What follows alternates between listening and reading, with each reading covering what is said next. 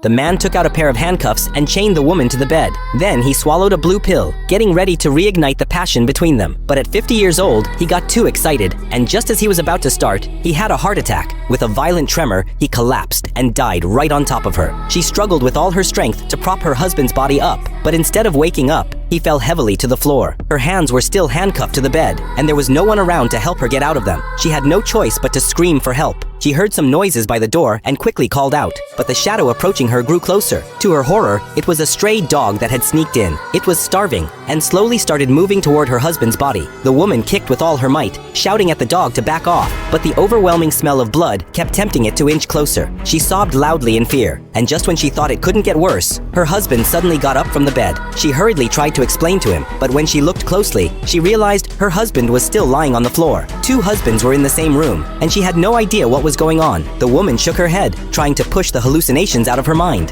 Then she took a deep breath, focusing on how she might escape. Her phone was on the bedside table, and if she could just reach it, she could call for help, but her legs were too short to get there. Meanwhile, the dog was having a feast. 6 hours had passed, and she was both hungry and thirsty. If she died from dehydration, she would end up as food for the dog. She thought long and hard, and finally came up with a clever idea.